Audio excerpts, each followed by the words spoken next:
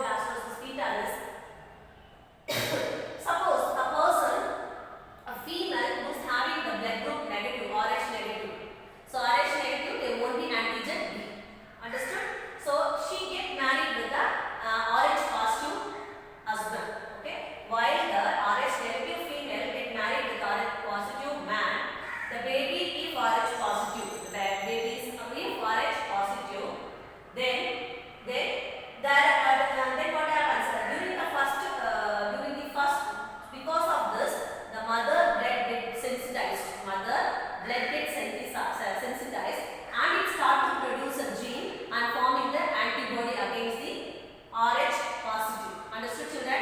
So once the cross takes place between the RH negative mother and RH positive father, and baby is RH positive, once RH positive baby is there in the womb, immediately the mother's blood gets sensitized and it starts to produce the antibody against the antigen. Antibody against the antigen. So that gene is called as IgG gene. That is called as IgG.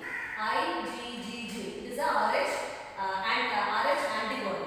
Okay, which can fight against the RH positive here. Okay, this RH positive antigen will be aggregated by this RH antibody. This is antigen. This is antibody.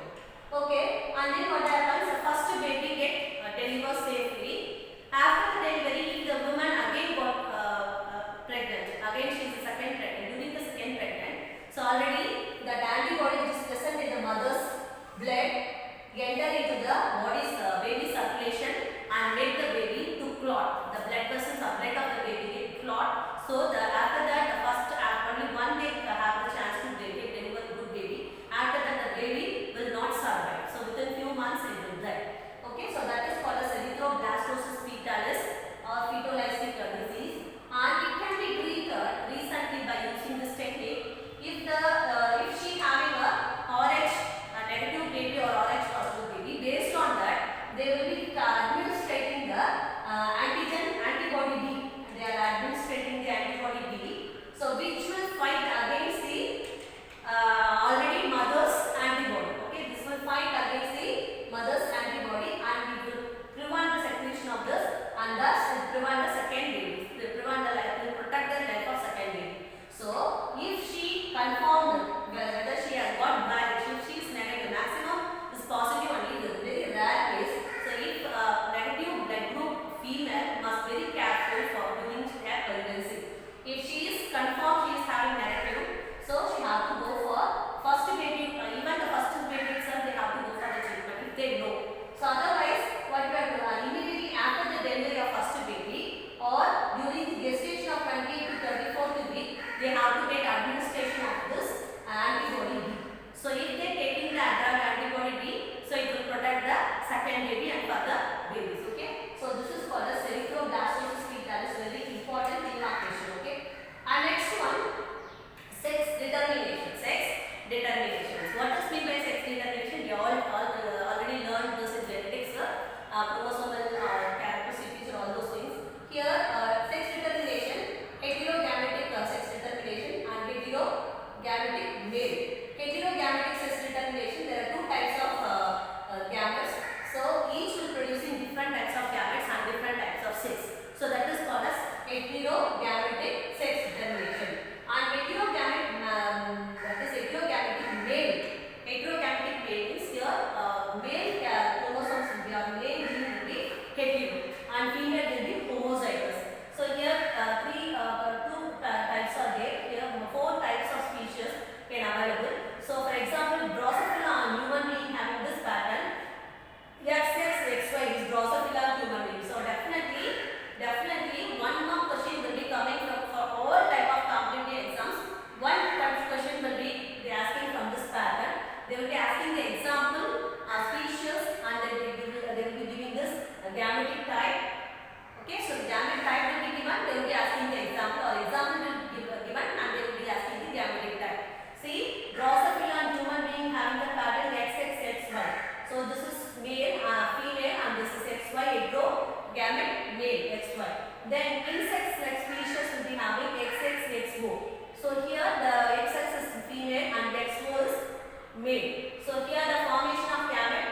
See, this is AA means allosomes and XX means sex chromosomes. Sorry, autosomes and allosomes. So this is a gene of female and this is a gene of male. So they can produce same type of allele, can AX, and this can form two types of gametes, AX and AO. If they fuse to form, two sexes are produced. AA autosome plus XX forms male female baby or female species. Autosomes plus XO forms male species. Okay, like that this gamete formation have given here. And one more example, that is what moth, butterfly, domestic chicken. Moth, butterfly, domestic chicken. They will be having the pattern ZOUGH. Z here that Z would be male and Z would be female. Here ZW and ZZ. Here that ZZ comes for male and ZW for female. So these important for the gypsum moth, the fish, reptiles and birds. So example are pattern. That is what the pattern of the sex determination is very important. It's important one mark question. Understood children? Next we are going to learn some other diseases which is related to the genes.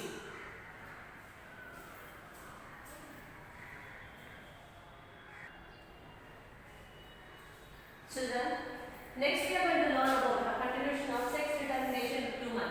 So how the sex will be determined in human? So in human, two types of gametes are available. In the female, we have 44 allosomes and autosomes and XX chromosome, and for the male, 44 autosomes, body chromosomes and XY chromosomes. How the gamete will be formed here? That is, what is the gamete? During meiosis celebration, the gamete will be formed with the haploid number of chromosomes. Here 22 bodies of chromosomes with X, and again same gamete will be formed here. Here two types of gamete will be formed, one with X and one with Y. If the X fuses with this X, that also female. This X fuses with this X, that also female. If the X fuses with this Y, it forms the male, and this X fuses with this Y, so it is the. So who's the reason for formation of sex determination?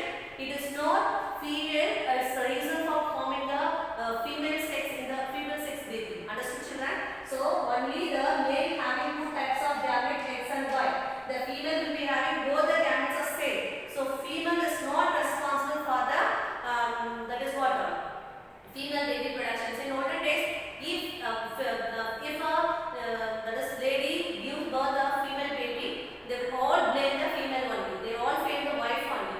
They won't know about the chromosome, and they don't know about the XY chromosomes which is present only in the man and it is not in the female. So who's the reason for production determining the sex? The male is determined. Doing this determine the sex because he is having the heterogamete, and that's why like this only the sex will be determined in human being. And next one we are going to learn about certain Y chromosomes and how the male development takes place. Okay. So here X chromosome. So it having with or without the homologous counterpart. So X chromosome, some X chromosome will be having with or without homologous counterpart, and Y at the both end similar to the it is similarly it was similar like the X chromosome and acting as a pseudo autosomal region. Okay, so under it will undergo that synapses and recombination during the meiosis. Okay, so in Y chromosome both the end or similarly look like the X chromosome, but it is pseudo, but it undergo the recombination and synapses during the meiosis cell division. So that's why 95% of Y chromosomes are said to be non-combining region of Y. What it is said to be? Non-combining region of Y. 95% of Y chromosomes said to be non-combining region of Y, that is NRY. This NRY will be having the two regions. One is functional gene region, another one is non-functional gene region. This functional gene region is called as euchromatic and non-functional group gene is called as heterochromatic. So the functional gene, in the functional gene we can find the region which is having the sex determining region. It will be locating sex determining region. That sex determining region, if it is present, then it would be a male. Okay, because of producing testes stimulating factors, testes determining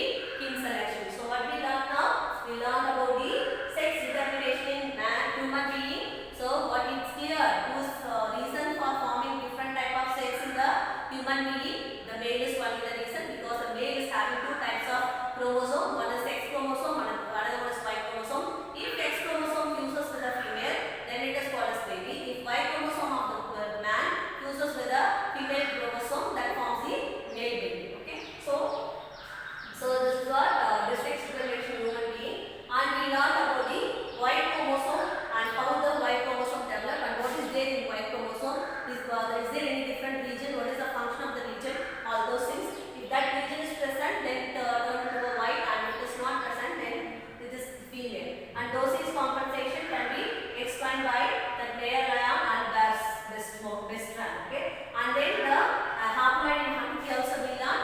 So which is a special type of selection is called as king selection.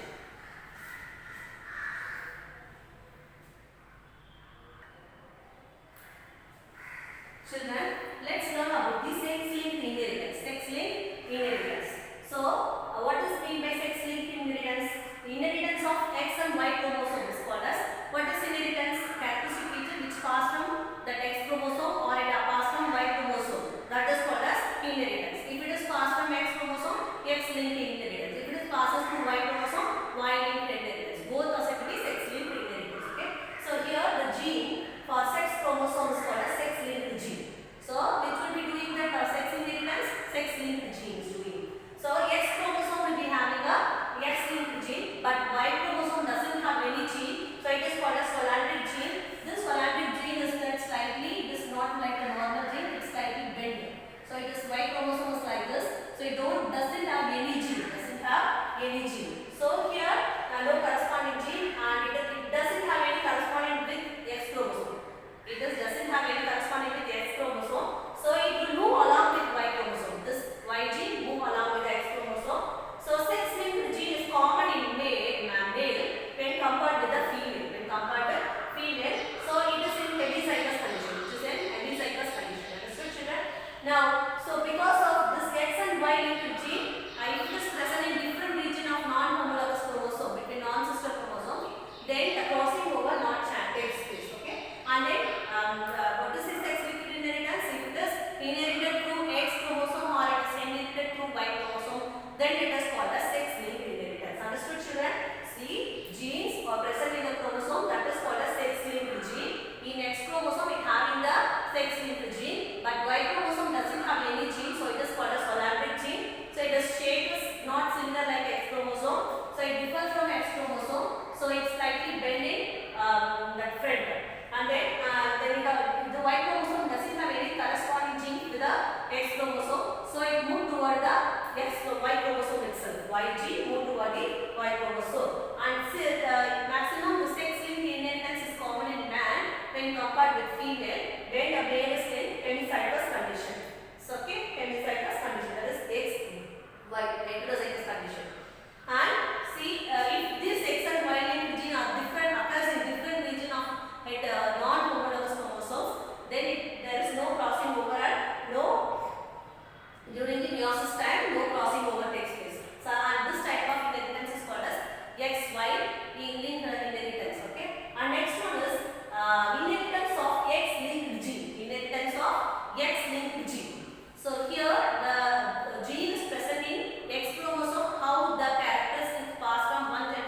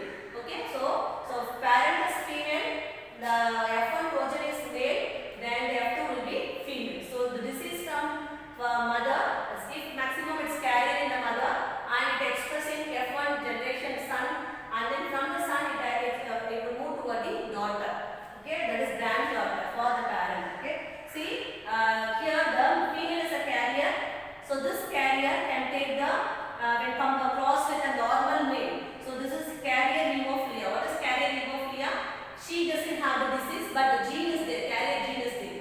So this will be while she get married with a normal man, the son will be having chance 50% of hemophilia, and from the son, the next, if she got married with a normal daughter, the normal female, so if we cross with the normal female, and the next generation, the female will be having the carrier.